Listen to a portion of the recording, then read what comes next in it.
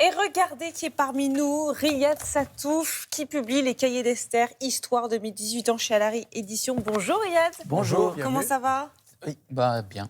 On a connu la petite Esther à 10 ans, voilà qu'elle en a déjà 18. Qu'est-ce que ça passe vite? Elle passe le bac, elle pleure la mort de la reine Elisabeth et elle découvre la chanteuse Barbara et elle espère en finir avec le célibat. Vous avez choisi comment tous ces thèmes-là? Non, alors les Cahiers d'Esther, c'est vraiment l'idée de s'inspirer des vraies histoires d'une vraie jeune fille. Et donc je l'ai suivie de ses 10 ans jusqu'à ses 18 ans. Et donc c'est elle qui me raconte ces histoires. Je ne les choisis pas vraiment. Ah oui, c'est pas vous, c'est elle. Non, c'est qui Esther en vrai? C'est la fille d'un couple d'amis à moi, tout à fait. Ouais. Alors je change quand même pas mal de choses. L'idée, c'est pas de faire un journal intime, mais c'est plutôt de me... Comme si elle était un agent secret chez les jeunes, quoi. Voilà. Et que vous consultez, donc vous lui Voilà, demandez, elle me raconte un petit peu ce qu'il pense, comment il voit le monde, etc. Elle a un droit de relecture ou pas? En fait, étant donné que je modifie quand même énormément, non. D'accord. Je lui fais pas relire. Mais j'ai jamais raconté de trucs qu'elle n'aurait pas raconté à ses parents, par exemple. C'est son père même parfois qui m'appelle et qui me dit tu devrais l'appeler. Elle s'est fait coller là. Voilà, il a cet accent. Il est prof de sport. Et donc, voilà, c'est vrai que c'est... Non, il y a quelque chose de très, très simple, en fait, quelque part. C'est comme si je raconte l'histoire de quelqu'un à qui on ne s'intéresserait pas forcément.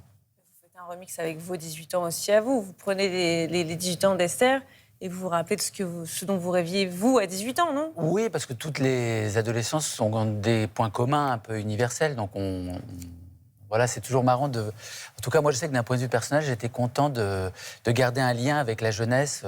On voit en quoi ça peut être important dans le reste de la vie. Les premières confrontations émotionnelles avec les autres, c'est très rigolo à observer. Riyad Sattouf, il y a une différence entre votre adolescente et celle d'Esther, c'est les réseaux sociaux. Comment ça influence aujourd'hui la jeunesse? Comment ça influence Esther, justement? Est-ce qu'elle a Instagram? Ouais, elle a Instagram, elle a TikTok, elle a tout. C'est vrai L'Esther du bouquin, pas la vraie. Les deux, oui, les deux. Les deux, ouais. Non, mais c'est vrai. Alors, il y a quand même quelque chose de génial avec les réseaux sociaux. Quand même, je ne vais pas toujours dire du mal des réseaux sociaux. Et en même temps, ça provoque peut-être un désenchantement, je crois. C'est-à-dire que comme tout est accessible, tous les rêves semblent accessibles dans le sens où, voilà, moi, quand j'étais plus jeune, je voulais devenir auteur de BD, je ne savais pas comment il vivait, par exemple. Ah, c'était le rêve. Vous avez atteint votre rêve. Mais je pensais qu'il vivait, je sais pas, dans un monde parallèle, une sorte de Valhalla, avec des êtres mythiques, etc. Sur Instagram, quand vous regardez, vous voyez les mecs qui sont à leur bureau comme ça.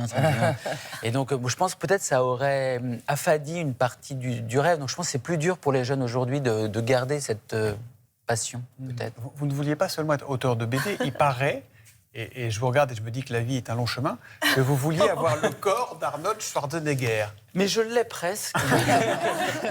Je suis en chemise ce matin. C'est une avant et après. C'est à cause de la chemise, en fait. C'est la chemise. Je ne peux pas venir torse nu télématin. Peut-être ça ferait monter les... Et pourquoi? Qu'est-ce qui vous est rêvé? Enfin, vous ne trouvez pas magnifiquement beau? Bon, là, moyen. Hein. Oh, quand même. Non, mais en fait, disons que pour les garçons, enfin les gens de ma génération, il était quand même la vedette de nombreux films.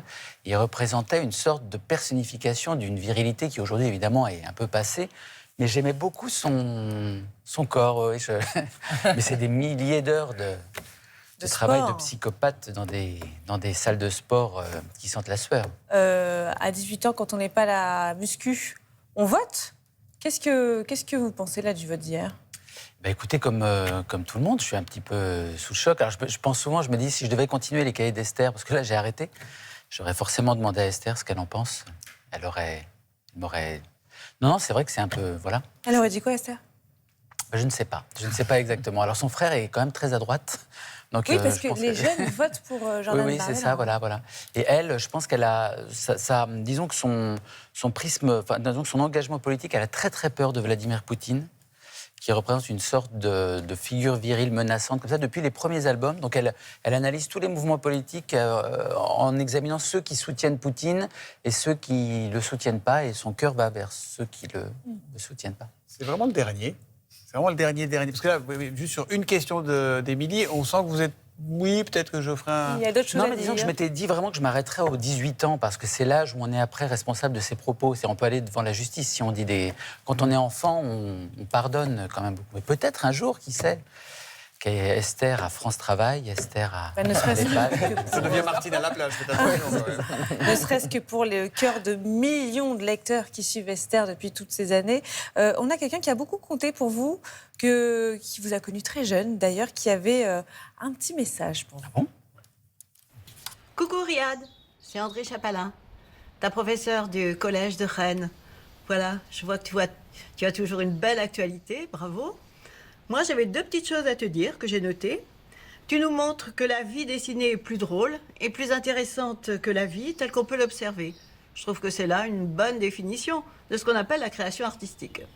Et puis, deuxième chose, penses-tu que l'immersion dans le monde des jeunes que tu décris dans tes bandes dessinées, c'est-à-dire avec les joies, les difficultés, la mythologie de tout ce petit monde, est-ce que tu penses que ça a changé le regard des adultes sur l'adolescence? Elle avait préparé des questions philosophiques. Oh là là, oui, c'était ma prof de Vous dessin. avez 2 heures, hier. Au collège, mais elle était très importante pour moi parce que c'est la première personne qui m'a dit que je pouvais devenir dessinateur. Voilà, un jour, elle m'a demandé, elle demandait à tout le monde qu'est-ce que vous voulez faire dans la vie et tout. Moi, je me rappelle, j'avais dit un truc genre, je sais pas, prof d'histoire géo ou un truc comme ça. Elle m'a dit, bon, non, toi, t'es con, toi, ça va pas, fais dessinateur. Et donc, ça avait déclenché un truc dans ma tête, voilà. Donc c'est à l'origine de tout, c'est Oui, vraiment oui, elle oui, elle est très... Ah ouais. Et j'en garde un très, très, très bon souvenir. Et Voilà. vous aviez de bonnes notes avec elle?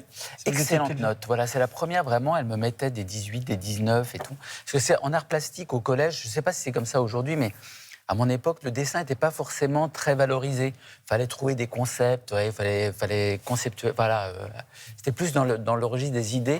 Et elle m'avait encouragé à faire du dessin, voilà. Vous n'avez pas fait que du dessin, vous avez fait aussi des films, du cinéma. On se rappelle bien sûr des Beaux Gosses qui a lancé Vincent Lacoste. Il y en a d'autres, des films à venir s'il n'y a pas d'Esther. Il y a des films. Eh ben, je suis en train d'écrire d'autres films, oui, mais c'est encore un petit peu secret. Voilà, je préfère pas dire si ça se fait pas, après ce serait la honte. On est entre nous, là. Les gens regardent les chaînes d'infos sur la politique, alors vas-y. Non, mais écoutez, je suis en train d'écrire un film avec les inconnus. Oh, génial. Qui sont mes idoles absolues, mais bon, c'est très secret encore. Oh, ça sortira pas d'ici. Voilà, ça sortira pas d'ici, mais comme ils en ont Ça sera parlé, une comédie. j'en parle un peu. Mais ça, c'est pas du vrai bois, donc je touche pas du... C'est pas du vrai bois ? Ça sera une comédie. Non, c'est un film dramatique. Non, c'est une comédie. Peut-être elle comprend pas. Ouais. Non, c'est mes grandes idoles et je vois un peu le monde comme s'ils jouaient tous les personnages un petit peu. Vous voyez, c'est C'est dans votre tête ou ils sont d'accord? Ah non, très bonne question. Non, ils sont d'accord pour l'instant. Oui, tout à fait. Eh ben, super. Riyad Satouf est avec nous jusqu'à 9h30. On se retrouve juste après la pub.